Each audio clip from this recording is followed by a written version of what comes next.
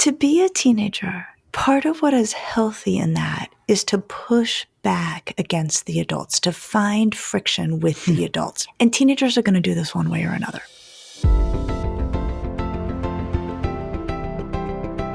Episode 136, should I allow my tween to wear crop tops?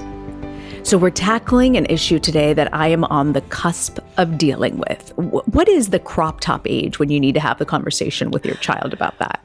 I think it depends on the community. I think it's very different region to region. So I think there may be parts of the country where this is popping up by ages, I don't know, maybe even 9, 10, 11. And I think parts of the country where it's coming up later. I've never been a fan of the crop top or cropped anything. Cropped pants, cropped anything. Like I'm paying full price. I want the full shirt. I want the full pants. Yeah, no, it's, I will tell you with my own adolescent daughters, when I've seen them, I'm like, oh, did you pay half off for that? Which they do not find to be funny at all. No, I don't know why, but they don't. They don't find it to be funny in the slightest. I want to read you this note that we got, Lisa, this letter from a parent. It says, Dear Dr. Damore, I have an 11-year-old who really wants to wear crop tops. Crop tops are in style for teenagers, but I am not comfortable with them for a preteen. We've been very clear about this as a boundary, but she uses her own money to buy her crop tops. And we've caught her sneaking them to school with a sweatshirt on top, which she, of course, takes off when she gets to school. I understand crop tops are in style, but I fear an 11-year-old who's developing, wearing them attracts attention that's inappropriate for her age. Am I just out of touch and need to accept that this is her style expression? Or is it okay to have certain boundaries around what's appropriate, particularly during those preteen years? Thank you. Well, first, I'm just curious, is this mom out of touch? I don't think she is. But I think the question is, what is she in touch with, right? I mean, this is a really complicated one. And I think, Reena, the place we have to begin with this is that if we picture a crop top, or, an 11-year-old in a crop top, the way this is viewed by the 11-year-old and the way this is viewed, let's say by her, let's say 40-something mom, are completely different. And so, we have to start there. I get the mom. I'm happy to hear more about the mom, but I really want to hear what's going through the mind of the tween who thinks this is fabulous and my parents out of touch. So I'm just not going to listen to them at all. Okay, here's what's going through the mind of the tween.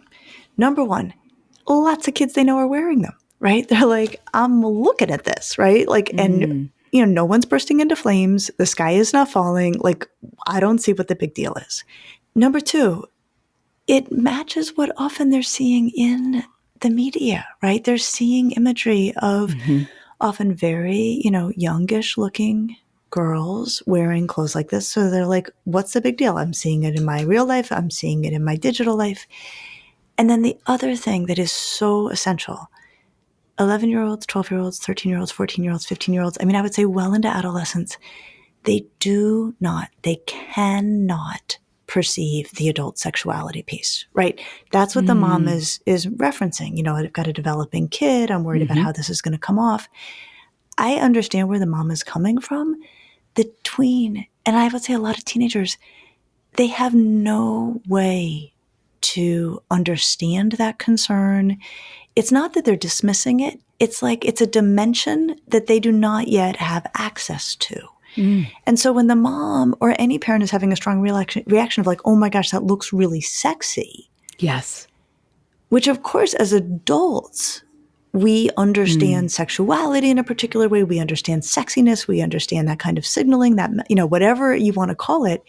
The kid has zero access to that dimension. And I think that that's the piece. So what the mom is in touch with is maybe adult understanding of this. What's hard to be in touch with once you kind of cross into that dimension and you can see the sexual implications or, just the sexiness, we'll just call it the sexiness of it. It's hard to unsee it and remember what it's like to not have that piece of understanding. So how do you explain to a tween that crop tops are not cool, that you should not be wearing them? Okay, so if we're going to go down this road of the mom wants to have some line about we're not crossing that line yet. So given that, let's really think about this. They're looking at the world with two different sets of glasses. The mom understands adult sexuality and the sexiness of this. The kid cannot. So I think in terms of how not to explain it, I think going for the sexual angle won't work because you're talking to a kid about something that they like. It's like talking to a colorblind person about color. Like, let me describe red to you. The person's like, that doesn't make me see the color. Right. So me as a parent saying these crop tops are not cool, stop wearing them is not going to work. So don't go down that road. Yeah. Or these crop tops look too sexy. You're not wearing them. The kid will be like, I don't know what you mean. And they really won't know what the adult means. I think if the parent wants to draw the line, a reasonable way to do it is to talk about there are different clothes we wear at different ages, and crop tops are more adult.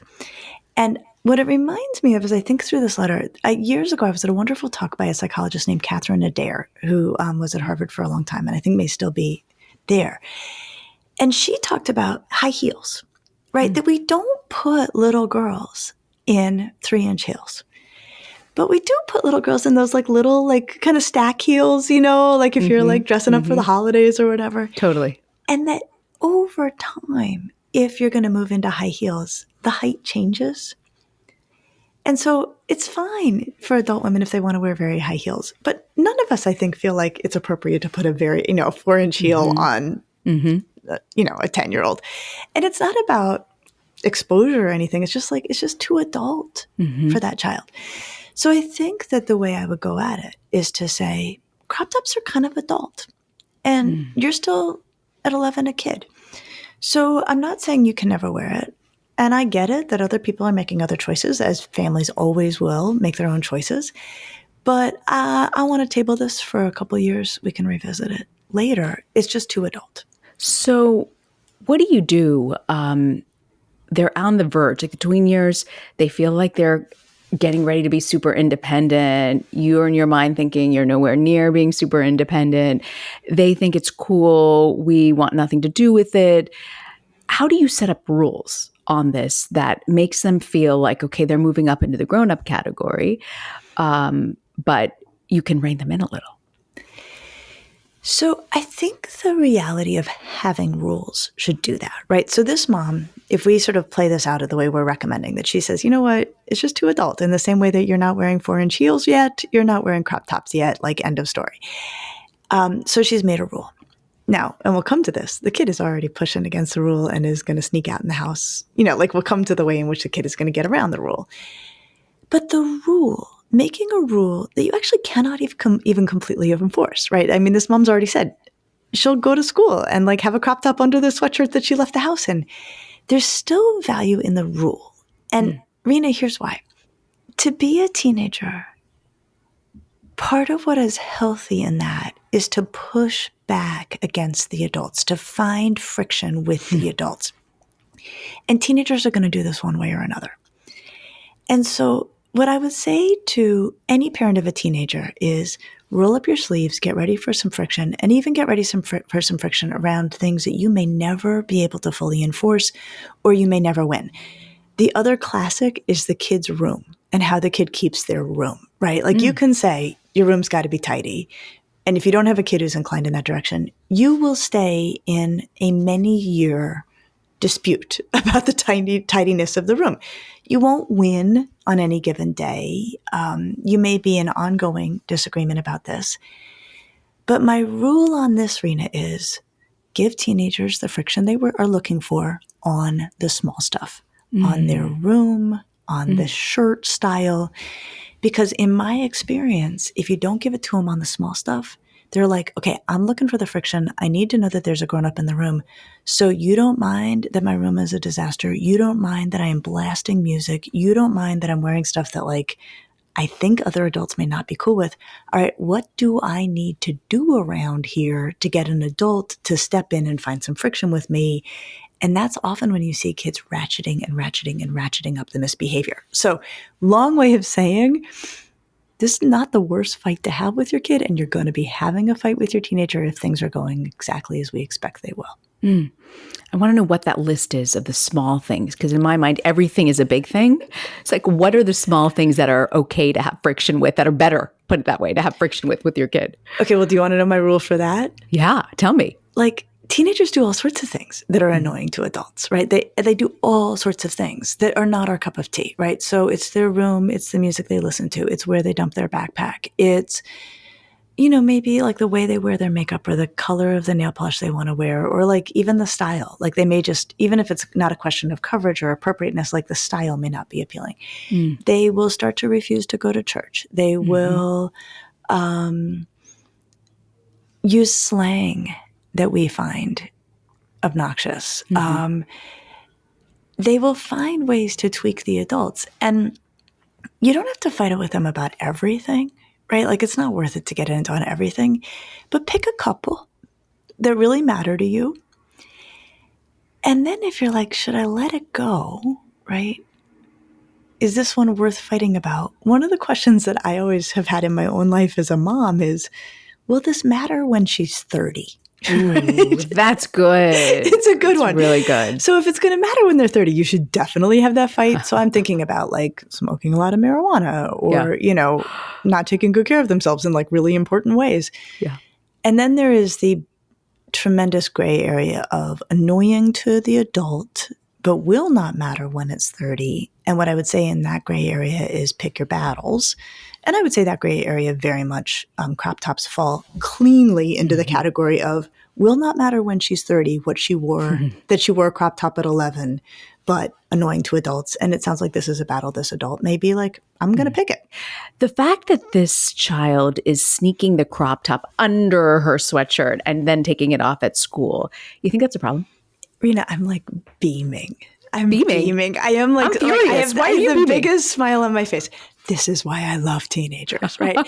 That they come up with these ways to be naughty, right? To push back against the adults that are really, I would say by and large, quite harmless. And I can say quite harmless because I deal with teenagers across a very wide range. Like, I know what harmful behavior really, really looks like. And like sneaking a crop top out of the house is not, believe me. Consider the alternatives. It's a pretty good one. It's a good point. It's a good point. Okay, so here's what I remember, and I just have such a vivid memory. I write about this in Untangled. One of my dear, dear friends from high school, a guy named Andy, his older brother went to college and gave Andy a T-shirt from the college, and it became Andy's favorite T-shirt. And Andy wore it, like tried to wear it every single day. And because he wore it so often, it soon became very, very threadbare. It was like, almost translucent, but he loved it. And his mother banned him from wearing it. She's like, you cannot wear that out of the house. It's like so like out of line. And so Andy every day, and this is how threadbare the T-shirt was, used to jam it in the back pocket of his jeans. Leave the house. And the friend who was carpooling with him would pull up and Andy would, in Jay's car, I remember who it was, switch into the forbidden T-shirt. Okay. Andy, best guy ever, right? Totally solid citizen, terrific student, wonderful human being, dedicated athlete. This was his grand rebellion. This was his way of like sticking it to the man in his household. Okay, so this is how we want to think about it. Like they have to be naughty. Yeah. It's weird when they're not. Like I am actually much more concerned about the teenager who's like, I am incredibly obedient and do everything my parents say. I'm like, okay, this is not going well. Like something's going to go, like there's something amiss. And so if you put it in this broad picture of like, this is the grand rebellion, right? Yeah. Like sneaking out of the house and wearing something that like a lot of kids are wearing, it's a perfect solution. And so I would say to the mom, like, sure, like give the kid this thing to fight with you about. And if it's part of a broader picture where she's terrific and thriving and doing all the right things and getting along well with other grownups and like taking the dog out for a walk, like you have crushed this. This is terrific. She's doing a great job with it. And so are you. That is a great reminder because it never feels that way, right? And you get caught up in these things and it just go head to head. And that 30-year-old rule is great. Will it matter when they're 30? I'm going to hang on to that. So in the big picture, when you're talking about crop tops, the child might not get the sexuality. The tween might not get the sexuality component. And you notice I didn't say tween. I said child initially first because that's how I feel. They're still my child. 11 is young. Yes, it is. Yeah, no, they're little kids still in many ways. So should we be pushing back on this? Well, I think yes. But again, like this question of like the how. right? The how. And I'll tell you, Reena, what the minefield you want to stay out of, and it's a very easy minefield to walk into, is, and I have totally seen this happen so many times in family life, where the 11-year-old comes popping down the stairs in her crop top, and the adult goes, "Oh my God, you look like a whore." People just say that. I mean, because people just say it, like, and you can totally see it, like, and I don't think they mean it, but like, they're just like, it's very jarring. And I will also just say this: it's very jarring as a parent to have this kid, and you're on the, like on the cusp of this, to have this kid who has been your little kid, and to see their bodies change is actually it's a very jarring thing as a parent. And then to see them experiment with how to dress that new and evolving body. And it's even like the kind of thing that'll happen, and I've heard this from other parents, is, say, and it's often girls where this ends up being, more of an issue because their secondary sex characteristics are so much more public as they go through puberty. Yeah. So like you hear all the time of a parent where, maybe the girl had like a little skirt that was like one of her favorite skirts from last summer. And last summer she was 12. And this summer she's 13. And so she pulls her favorite skirt out and she pops it on and it still fits. But oh my goodness, it now looks really, really different on this kid. So it's actually the same clothes on an evolving body. And so, I mean, nobody should call their kid a whore. Like, I'm not saying this is ever okay.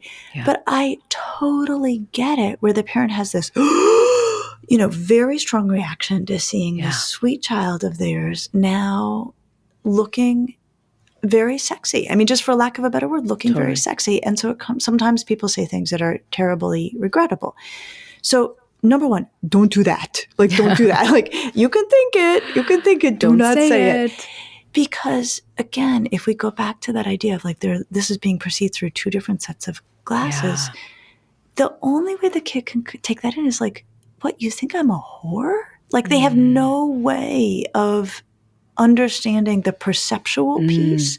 They're like, you're calling me a whore, right? I mean, like, it's so painful to the child. So in terms of like when you're saying pushing back, okay, so don't do that.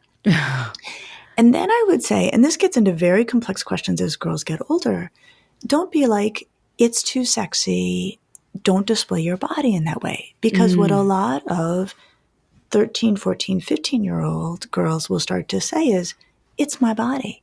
I can display it any way I want. And actually, this is how I exercise my power, right? Whereas I think you and I came up through a time where the idea of objectification and showing one's body was seen as somehow giving away one's power. Totally. That's right. Today's teenage girls would be like, oh, no. This is how I claim my power. So you probably don't want to go down that road because you're not equipped to have that conversation often, or you may not be there yet, or if you're going to go down that road, which I would say, feel free to go down that road, be prepared for a very complex conversation about power, perception, and women's bodies, right? Like, okay. Good flag there. Lisa, I want to ask you though, you know what it feels like when, especially if you've been working out and you're in a dress and you feel good and strong about your body. I also am careful what I say to my daughter about my weight, about how I feel. And I worry having the crop top conversation that somehow I'm going to give her some sort of a body. How do we have the conversation? You're telling me, don't bother telling her about how it sexualizes her. She's not going to get it. She's not there. It's not in her head. So don't go down that road. But how do I talk to her about a crop top and why I don't feel comfortable with her without bringing up all these other body image issues? These are so important. So let's just rest for a minute on what you said about adult women talking about their own weight and shape in front of their adolescent girls or their daughters. What we know is basically don't, right? That when we see younger girls starting to talk about weight and shape, it's not always the case, but it's sometimes the case that they're mimicking things they've heard said at home that strike them as adult, that strike them as grown up, to worry about your butt or worry about how your thighs look in this thing. So what I would say, and this is again a complex thing for us as adult women, but I would say, to the degree that you may have your own, complex feelings about your body, which it's basically impossible to be a woman in this culture and not, try to really focus on strength and health and taking good care of oneself and, enjoying like physicality for its own sake. And so really try to have that be the front-facing conversation with your kid. All right, so what to say to her that doesn't seem like you are not celebrating her? I think you can say, look, it's adorable. Like, I won't fight you on that one. And you look adorable in it. Here's the thing, 11's too young. That, that kind of clothing comes with being older. So you can actually have it, have your cake and eat it too. You can say, yeah, you look really cute. Like, it's working. I get it. And 11 is not crop top age. We can come back to this in a couple of years, see where we're at. You know what we did at the start of the school year, because we're starting middle school for the first time. What I had her do at the start of the school year was read the dress code, which I would never, ever normally do. But because we're in this kind of fine line of, and she looks cute, she looks great, but she does not see that her body has changed at all. She doesn't get it, No, they don't get it. Dress codes are complicated too. Oh, tell me. Wait, did I just do the wrong thing? What happened? You did a great thing to bring it up, because, schools really struggle with dress codes, because a lot of times the dress codes, like, it's a lot about what the girls are wearing, right? That, like the boys and the exposure of their bodies does not get much traction in a dress code, because usually boys are wearing so big. True. They're wearing big, like you've got a son, like they're being like those hugely long shorts. So the dress codes can disproportionately land on the girls. Yeah. And so schools really struggle, or schools should really struggle with how to make dress codes if they're going to make them, and to how to not have dress codes seem sexist and seem to be targeting the fact that girls' bodies are heavily objectified in our culture, and schools sometimes, trying to figure out what to do with that. So if your school has a dress code, which it sounds like they do, I first hope that they've given this a lot of thought about how to have a dress code that that feels even-handed and does not, center very heavily on policing girls' bodies. But to the degree that your school has a dress code, like, they're doing you a huge fat favor. If you like where their dress code is headed, you can be like, look, it's not me, it's the school. Right. So I think that's a nice way to go about it. Wow. Well, so much to talk about. Crop tops. Who knew there was this much in parenting to discuss and be aware of? But what do you have for us, Lisa, for parenting to go? Well, there's another little nugget in this letter that is, I think, terrific, which is the kid is buying the crop tops with her own money. And I think this is one of those things that we should remember is a real opening for us as adults when we're not in agreement with kids about things, which is they may want us to buy things for them that we don't want to buy.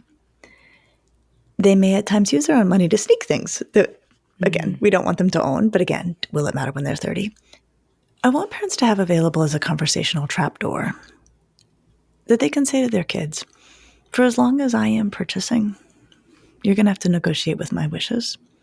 But as you make your own money, you'll get to have much more freedom. And that's one of the best things about making money. It's one of the best things about being an adult. So the situation we're in, it won't last forever. Increasingly, you will have say and you will have choice because you will actually have your own resources that you have earned through your own work. But for now, even though you have money, I will be deciding what you're going to wear. I think for now on this one, you can say, you have money. I understand that you can buy crop tops on your own time. My rule right now is 11 is too young. So on this issue, 11 is too young. Yeah. Lisa, thank you. I think there's so much. What I loved also is how the mom brought up expression. Yeah. Using clothes as a way to express themselves, which you highlighted also earlier in our conversation. But it's a good way to thread the needle by saying that, at some point you'll be on your own and fully able to purchase everything. And you can make that choice then, but the time will come. The time will come. Well, Lisa, on a more serious note, we're going to next week take up an issue that I think is so important. It's a parent writing in about a teen with a chronic health condition. What do you need to keep in mind? What should the community keep in mind? And how do you address it? I'll see you next week. I'll see you next week.